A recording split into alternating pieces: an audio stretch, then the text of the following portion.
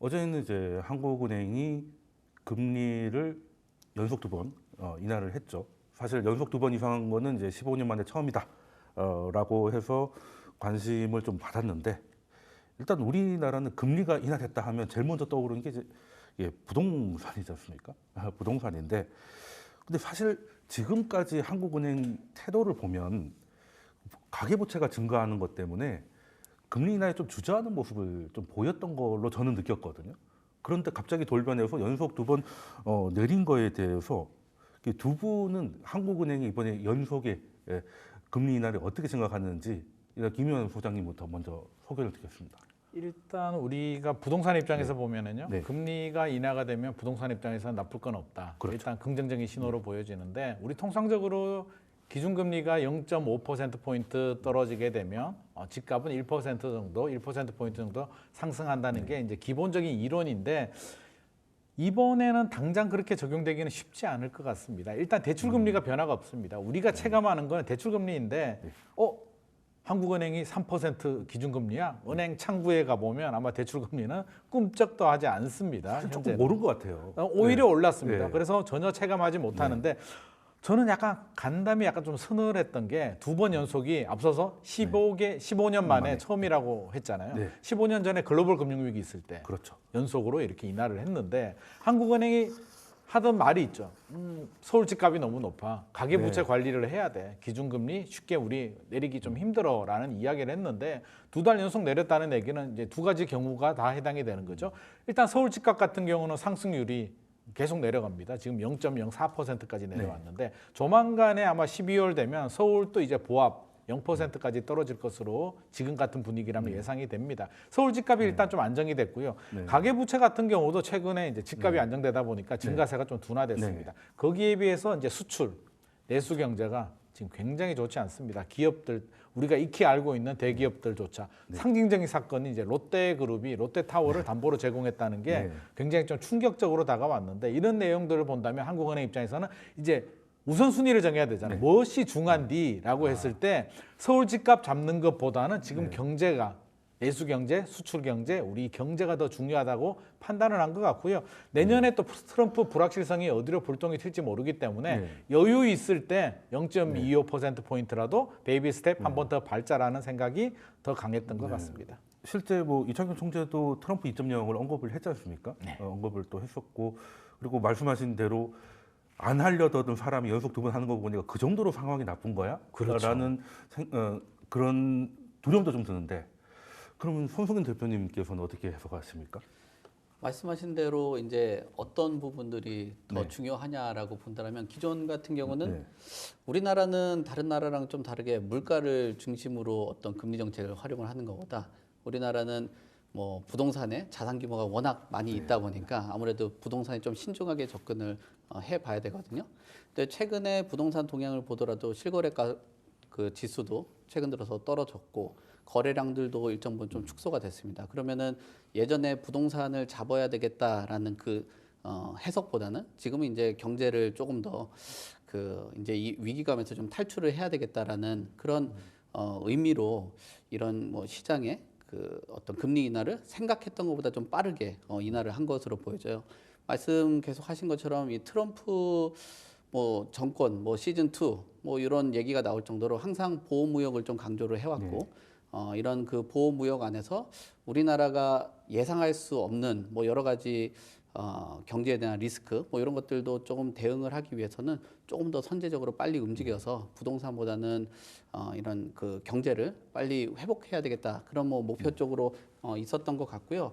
그리고 지금 그 하강 국면 안에 있고, 또 전반적으로 지금 뭐 경제 성장률이 그 하향 전망하고 있는 그런 상황에서, 그리고 이런 것들이 단순히 부동산뿐만 아니라 우리가 뭐 DMZ에서도 저도 좀 모니터를 해 보니까 주식시장하고도 또 부동산하고도 연관성이 커요. 왜냐하면 주식이나 뭐 나스닥이 또 상승을 해줘야지, 또 뭐 최근 들어서는 뭐 여러 가지 재밌는 얘기도 있더라고요. 코인이 올라야지 강남에 집을 진짜 논문도 나왔습니다. 예, 그렇죠. 예. 예, 그런 얘기가 있는 것처럼 그만큼 경제 상황이 위축이 되어진다라면 부동산 시장도 좀 위축되고 또 이런 위축된다라는 그 흐름 안에서는 아무래도 뭐 시장에 대한 그 활성화가 이 부동산보다는 좀 경제 쪽으로 무게를 줬다. 그리고 저도 그 금리 인상의 그 거래량이랑 이런 부분들을 보니까 한 2% 중반 정도가 돼줘야지 그래도 평균적인 그 거래량이라든지 뭐 손바뀜 뭐 이런 것들이 나타나는데 역시나 두 차례 정도 낮췄다라고 해도 두 번 정도의 금리 인하로는 아직 부동산 시장이 회복되기는 좀 어렵고 그리고 이 뭐 금융 시장하고는 좀 다르게 부동산 시장 같은 경우는 계절적 요인을 좀 더 강하게 받는 경향들이 있어요. 왜냐하면 뭐 손으로 집을 사고 파는 게 아니고 네, 그렇죠. 뭐 해석으로 보면 요즘에 누가 직접 집을 가서 계약을 하냐 말은 하지만 실질적으로 임장도 하고 거기에 집 상태도 보고 현재 동향도 체크를 하는 그런 과정 안에서 임장 활동이라는 게 중요한데 겨울철에는 좀 위축되긴 하거든요. 그런 뭐 시점하고 이런 것들을 고려를 해봤을 때 예전에 금통위에서 6명 중 5명의 의견을 들어서는 동결로 갈 것처럼 얘기했지만 부동산 시장이 그래도 생각보다는 좀 그 식어가고 있고 또 거기에 경제 그 상황 자체는 더 빨리 식어가고 있는 상황이기 때문에 여기서 뭐 금리 인하를 전반적으로 단행을 한 것으로 보여집니다. 사실 한은도 고민이 좀 많았던 것 같습니다. 보통 이제 총재가 결정이 되면 부총재 같은 경우는 거의 같이 갔잖아요. 근데 이번에는 부총재님께서는 이제 반대 의견을 내셨더라고요. 예, 제가 이게 한국은행 금통위를 봤을 때 총재와 부총재가 갈라지는 거는 정말 드물었던 것 같은데 고민이 좀 많았다는 느낌을 좀 받고 있고 그러면 저는 예전부터 사실 그 한국 동결은행이라고 한국은행이 인하를 늦추고 있다 좀 비판하는 입장이었거든요. 내수가 너무 나쁘니까. 예, 그리고 시장도 아까 말씀하셨지만 시장은 75 정도로 생각했나 봐요. 지금까지 내려올 때. 그래서 대출 금리가 그 기준금리가 3.5인데 대출금리가 3.6이 나왔잖아요. 그렇습니다. 그러면 사실 은행 입장에서 아무것도 남는 게 없는 거지 않습니까? 그렇죠. 내려올 걸 가정하고 미리 싸게 준 것 같은데 생각보다 안 내려오고 있다고 느끼거든요.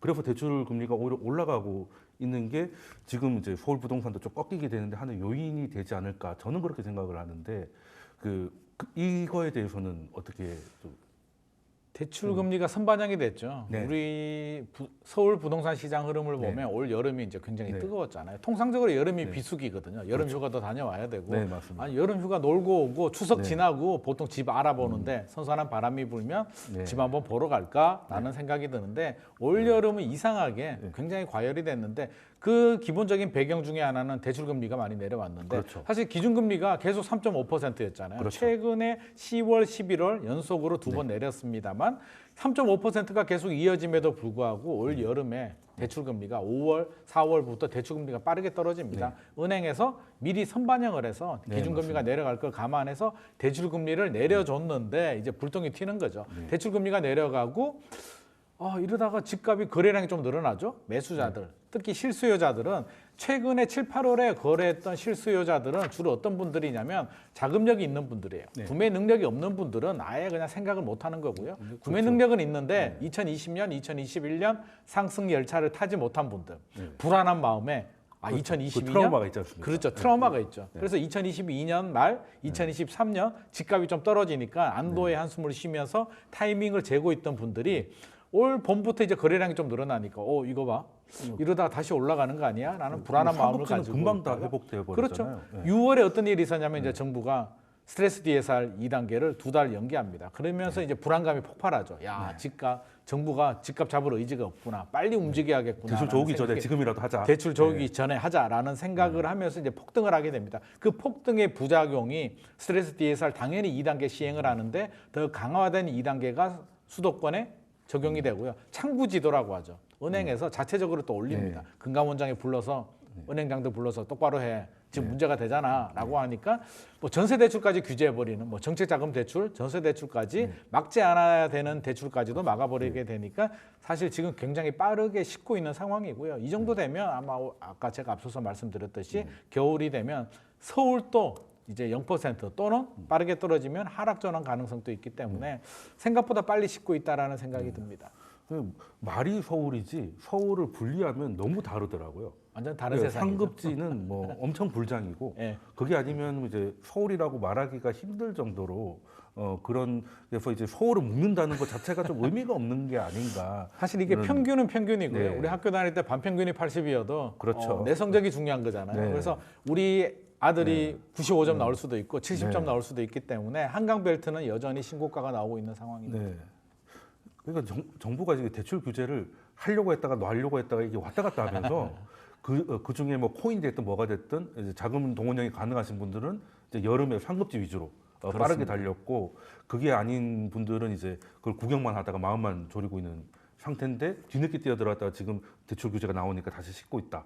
이렇게 올해 흐름을 이해해도 되는 걸까요? 그리고 대출 규제도요. 네. 제가 며칠 전에 이제 노원구 상계동에 임장을 다녀왔는데 네. 대출 규제에 직격탄을 받고 있습니다. 강남 같은 경우는 대출이 안 나와도 원래 잘 안 나왔습니다. 고가 주택들은 규제를 네. 하고 있었기 거긴 때문에. 엄빠 은행들이 있지 않습니까? 그렇죠. 네. 엄마 아빠 은행도 있고 네. 자기 자본이 충분하신 분들인데 상계동에 가니까 거래가 완전히 단절입니다. 네. 그래서 그분들이 서울 집값, 강남 한강벨트 집값을 잡아야 되는데 대출 규제를 시행하니까 서울 외곽 지역들이 완전히 직격탄을 받는 거죠. 네. 대출이 안 나오면 살 수가 없기 때문에 굉장히 심각한 상황입니다.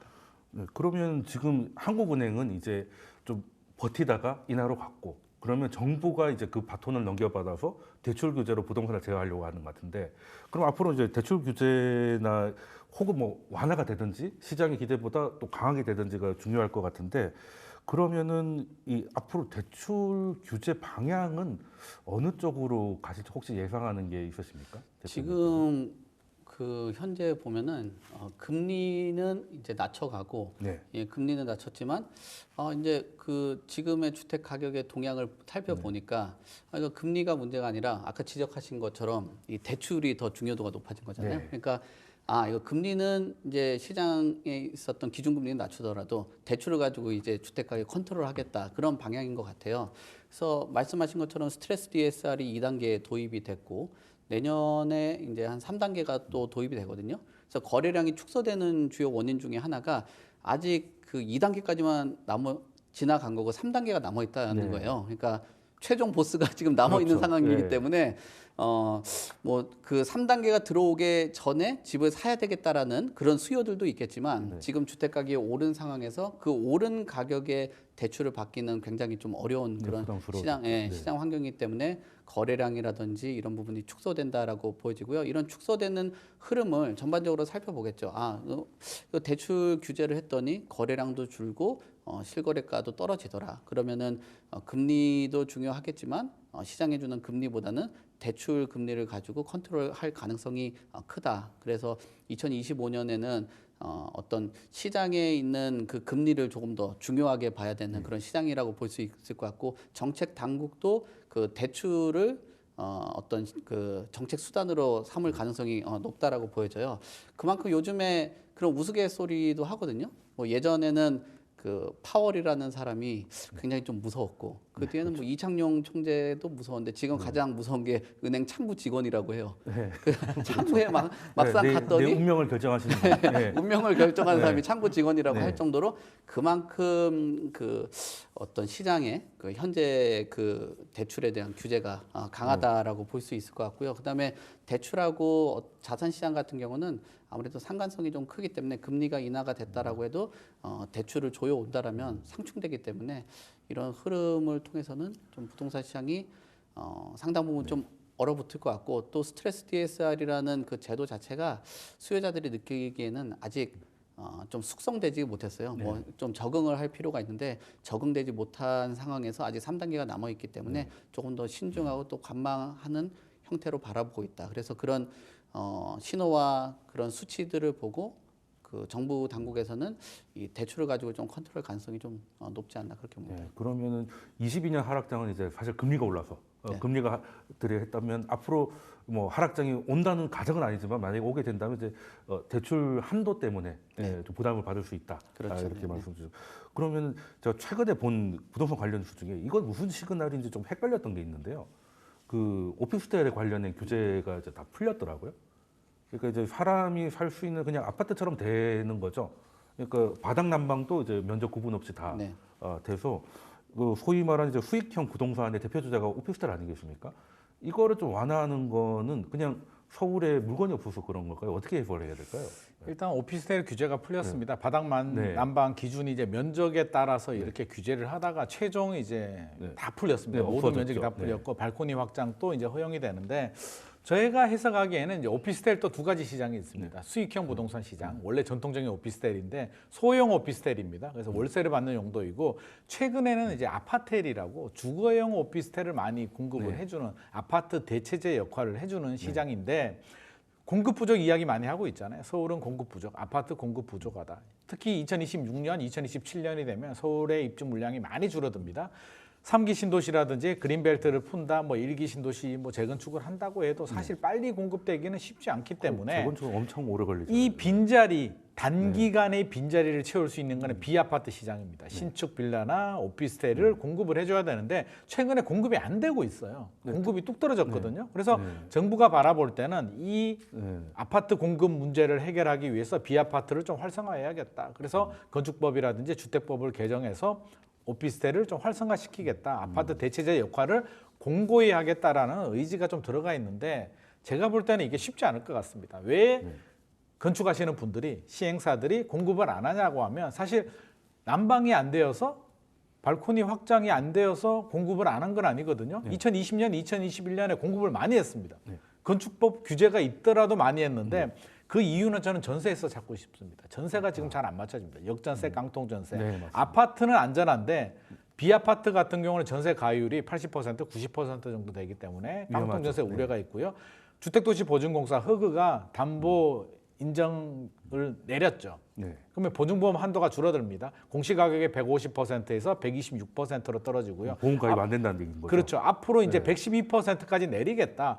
보증을 너무 많이 해줬더니 우리가 손실이 너무 많이 생기네. 그렇죠. 한도를 줄이겠다는 건데 한도를 줄인다는 얘기는 새롭게 들어오는 전세 세입자의 전세 가격이 떨어진다는 얘기고요. 역전세를 의미합니다. 그럼 역전세가 생기면 신축 아파트를 지어서 전세가 잘 맞춰져야 높은 분양가로 분양을 하는데 전세 가격이 떨어지게 되면 분양이 안 되니까 분양이 안 되는 오피스텔을 바닥 난방 해주고 발코니 확장 아무리 해줘도 팔리지가 않습니다. 그래서 공급이 안 되는데 정부는 건축법을 개정해서 이 문제를 해결한다고 하니까 제가 볼 때는 일정 부분 약간은 도움이 되겠으나 이 아파트의 공급 문제를 해결하기는 역부족이다라고 말씀드릴 수가 있습니다. 사실 뭐 오피스텔 그 있는 게 좀 풀어난다고 해서 지금 공급 부족을 다 한 번에 해결할 수는 또 없어 보이긴 하는데 그래도 또 사용 가치를 좀 높여서 전세가율을 어느 정도 받쳐주려는 노력인 것 같은데 그럼 오피스텔도 있고 또 비아파트랑 또 빌라도 있지 않습니까? 네. 이제 그런 거에 대해서 요즘 좀 빌라가 또 공급이 안 되더라고요. 네. 건축비가 올라가지고 이제 집을 부셔서 올리는 게 거의 없어져가지고 그러면 공급 부족이 나올 것 같은데 이거에 대해서는 송 대표님께서는 어떻게 이게 이제 공급자들 안에서는 상당히 문제가 좀 크게 지금 지적들이 많이 되고 있는데요. 이런 그 공급자의 그 물량을 받아줄 수 있는 수요자들이 있어야 되잖아요. 그런 수요자들이 과연 앞서도 얘기한 것처럼 수익형 부동산이잖아요. 네. 그 수익을 희망하시는 분들은 보통 사업자거든요. 네. 임대 사업자들이 그런 물량들을 다수 매입을 해서 시장에 공급을 해줘야 되는 거죠. 뭐 일반적인 실수요자가 빌라를 하나 사서 그거를 뭐 임대 사업으로 영위를 한다든지 이러기는 굉장히 좀 어려운 상황이거든요. 근데 지금 임대 사업자에 대한 정책 신뢰도가 굉장히 많이 깨졌어요. 뭐 지금 다시 취득에 대한 부분들, 그다음에 보유에 대한 부분들, 양도에 대한 부분들 이런 부분들을 완화해 준다라고 하는데 기존에 문재인 정부에서 임대 사업자를 장려를 해왔다가 거의 임기가 끝나는 시점에는 해줬던 그런 혜택들을 다 소멸을 시켜버렸거든요. 네, 그러면 사실 뒤통수 맞은 느낌이었죠. 그러니까 한 정부 안에서도 그렇게 그 정책의 변화가 있다라는 거는 정책 신뢰도가 깨졌다라는 거죠. 그렇죠. 그래서 이번에 다시 임대 사업자에 관련된 혜택들을 이렇게 카드를 내놨는데 그 카드를 잘 받지를 않는 거예요. 왜냐하면은 아니 한 정부 안에서도 그렇게 임대 사업자들의 그 혜택을 줬다 뺐다 하는데 과연 다음에 정권이 바뀐다든지 아니면 또 이번 정권 안에서 또 그 임대 사업자한테 과한 혜택을 준 거 아니냐라고 하면서 다시 또 빼들 수 있다라는 우려들이 있거든요. 그리고 우리가 아까 사업자를 말씀드렸는데 그 사업자 안에서 주택 공급이 좀 활발하게 이루어지려고 하면 투자 시장에서도 사실 법인 사업자들도 활용을 해야 되거든요. 근데 우리가 그 사업을 하면은 취득할 때 뭐 1%에서 최대 많게 12%까지 지금 취득세를 내는데 법인 사업자는 추가 한 채만 더 사도 12%예요. 네, 그럼 그러니까. 법인을 세워가지고 주택을 그 매입을 해서 임대 사업하기는 어렵다는 거죠. 거기에다가 지방권이라든지 PF 부실난데 뭐 그런 것들을 그 불안한 사업장의 개인 실소유자들이 한 채 한 채 사는 거는 그런 네. 리스크 한 거거든요. 정말 그걸 전문적으로 한다든지 아니면은 미래 가치를 보고 투자를 하는 법인들이 매입을 해서 또 운영을 하고 나중에 처분하는 그런 시스템을 갖고 와줘야 되는데 이거는 뭐 그 집을 여러 채 사면은 아직까지도 우리나라에서 네, 갖고 있는 적폐되는 거 아니에요? 적폐, 뭐 투기 세력, 네. 뭐 필요할 때는 투기 세력이 또 필요하고 네. 또 없을 때는 완전히 처참하게 만들어 버리는 그런 구조가 있어서 지금 이런 그 신축 공급들이 단순히 어떤 바닥 난방, 그다음에 뭐 취득세율, 그다음에 임대사업자 혜택 이런뿐만 아니라 임대사업자에 대한 인식 개선 그리고 부동산 시장 안에 네. 어떤 뭐 투자 뭐 이런 것들을 전반적으로 인정해주지 않는다면 계속적으로 이거 뭐 공급에 대한 문제 앞으로는 공급할 수 있는 여건 자체가 어렵거든요. 그러니까 재고된 시장 안에서는 거래는 될 줄 몰라요. 그 된다고도 얘기도 네. 하고 실제로도 거래량이 많이 있었는데 뭐 저도 그 개발 사업 하시는 분들을 여러 만나다 보면 기존 시장은 어찌든 돌아가는데 네. 새롭게 물건 만드는 게 너무 힘들다는 거예요. 뭐 네, 건축 네. 말 비용이나 그대로 토지. 어찌어찌 돌아갔죠. 그렇죠. 네. 그러니까 그 부분들을 해결하기 위해서는 단순히 실소유자만으로 시장을 형성해서는 이 공급이 원활하게 나타나기는 어렵다. 그래서 집을 한 채 사는 사람도 시장에선 필요하겠지만 10채, 20채 사는 사람들도 좀 시각을 좀 더 그 바꿔서 그런 부분들에 대해서 뭐 대신 그 부분에서 필요 부분에 대해서는 세금 징수도 네, 당연히 제도화해야 되겠다. 그렇죠. 예. 그 안에서 좀 투명하게 그 관리 감독하면서 하는 것은 중요하지. 그거를 뭐 적폐할 필요는 없다라고 봅니다. 네.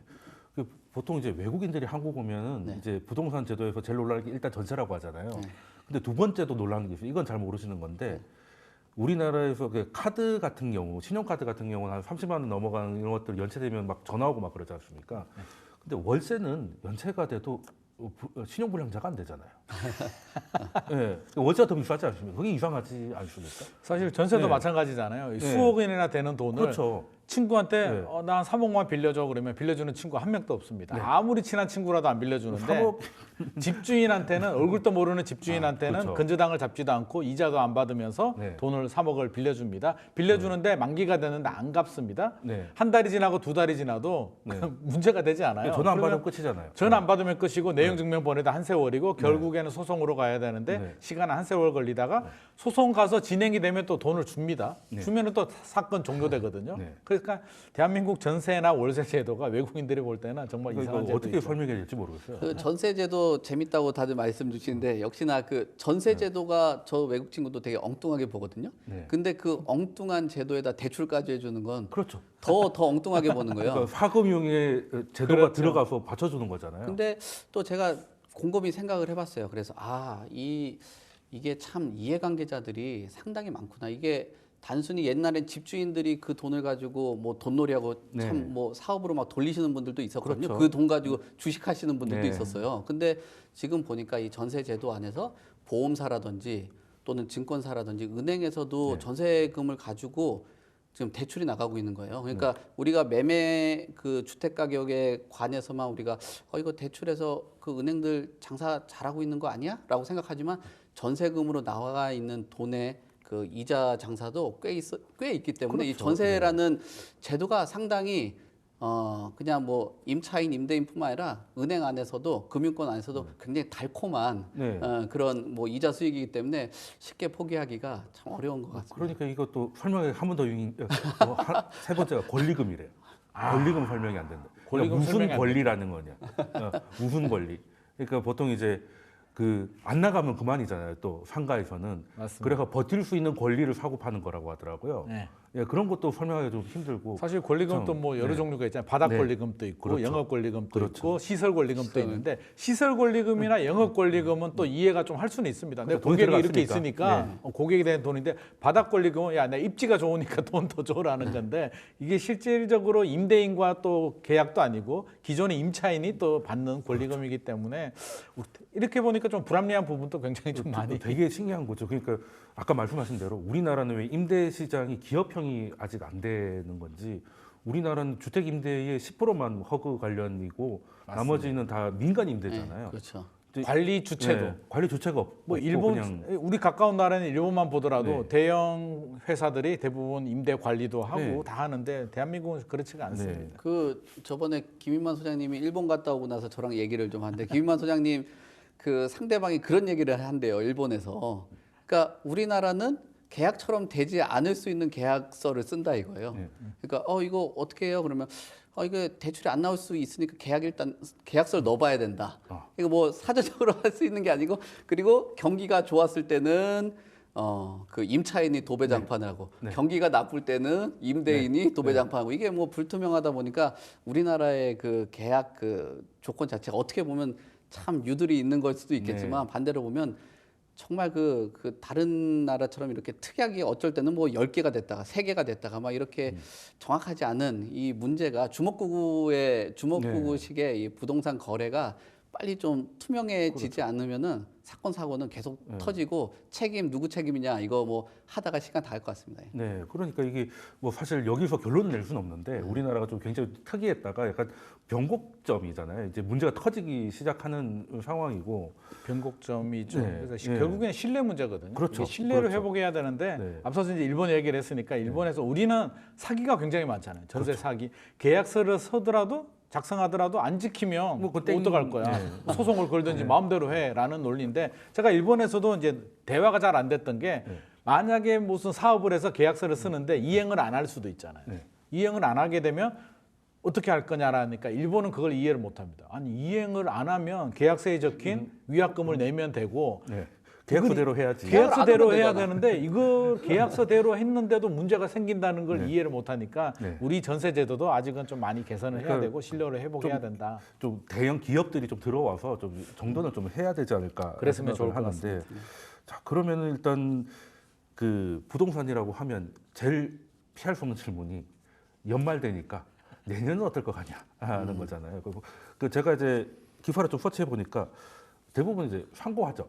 그나마 좀 상반기에 좀 좋을 것 같고 하반기에 좀 힘들지 않을까 이제 뭐 DSR 이런 것들 우려하시는 것 같은데 두 분께서는 어떻게 동의하십니까? 상고하저가 맞으실 것 같아요? 아니면 차라리 하반기가 나을까요? 반대가 돼야 되지 않겠습니까? 반대요? 상고하저는 쉽지 않을 것 같고요. 제 상저하고. 생각에는 상저하고가 맞을 것 같습니다. 하고가 될지는 지켜봐야 되겠으나 반등은 가능한데 왜 상저라고 저는 생각을 하냐면 올해 부동산 시장 흐름을 보면 우리 산처럼 네. 어떻게 보면 계절하고 비슷하죠. 내려간 추세니까. 벚꽃 피고 벚꽃 필 때 거래량이 좀 늘어나다가 한여름에 굉장히 더울 때 거래량이 폭발하다가 찬바람이 불면서 꺾였거든요. 말 그대로 추석 지나고 이제 꺾였습니다. 한마디로 이제 9월, 10월 정도부터 꺾였는데 부동산 시장의 분위기는 한 번 전환이 되면 보통 한 6개월 정도는 네, 기본적으로 사이클이 있죠. 갑니다. 네. 그러면 6개월 하면 9월에 꺾였으니까 내년 3월까지는 가는 거고요. 단순히 그런 요인을 떠나서라도 단기 급등에 대한 피로감에 대출 규제 영향에 트럼프 불확실성까지 있는데 트럼프 불확실성도 1월 10일에 취임을 한다고 해서 색깔이 바로 나오진 않잖아요.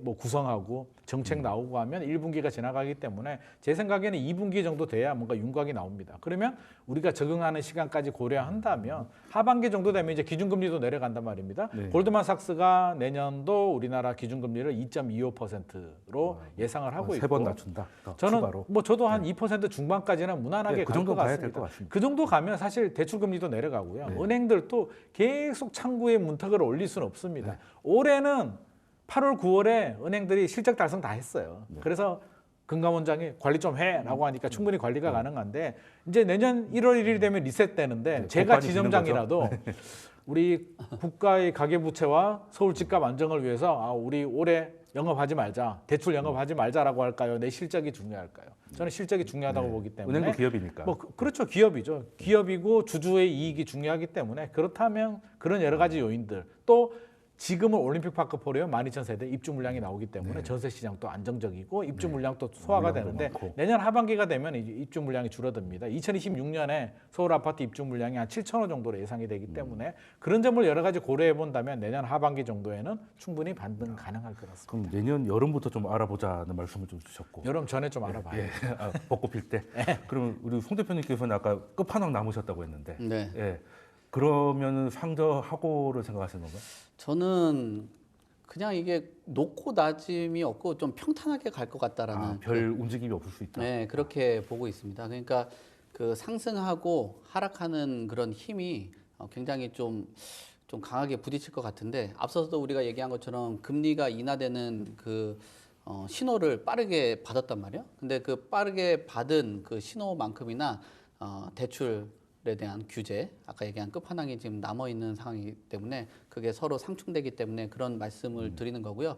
그래도 어떤 기회에 그다음에 뭐 상승할 수 있는 지역들, 뭐 이런 지역들은 국지성을 가지고 좀 많이 나타날 것으로는 보여져요. 그러니까 수도권을 본다라면은 교통 여건이 좀 개선되는 지역들, 그 중에서도 경기 남부권, 뭐 이런 쪽이 가장 뭐 핵심 지역이지 않을까라고 보여지고요. 서울 같은 경우는 지금 서울의 외곽도 지금 마이너스 프리미엄이 형성되는 분양 단지들이 나오고 있더라고요. 그거는 이제 마이너스 프리미엄이 나온다라는 건 입주 시기 때 돼서 그 아파트의 가치 평가가 매겨지는 거거든요. 그렇죠. 그러면 그 지역 주변으로 봤을 때 서울의 외곽 지역은 내년에도 그렇게 크게 반등하기는 좀 어렵지 않겠냐라고 생각되고요.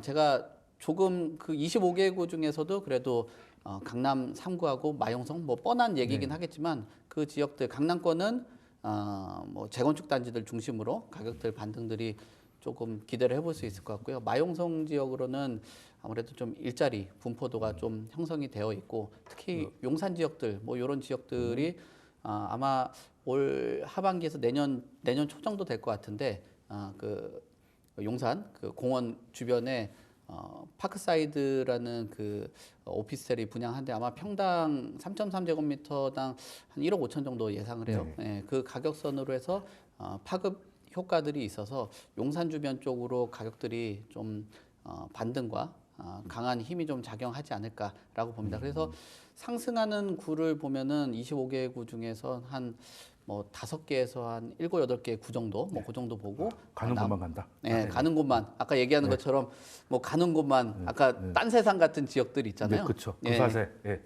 그렇게 가지 않을까 뭐 그렇게 봅니다. 그럼 두 분 공통적으로 상반기에는 뭐 크게 뭐 노릴 건 없고 좀 지역별로 보셔야 된다 말씀을 주셨는데 그럼 그에 대해서 두 번째 주제에서 한번 더 다뤄보도록 하겠습니다.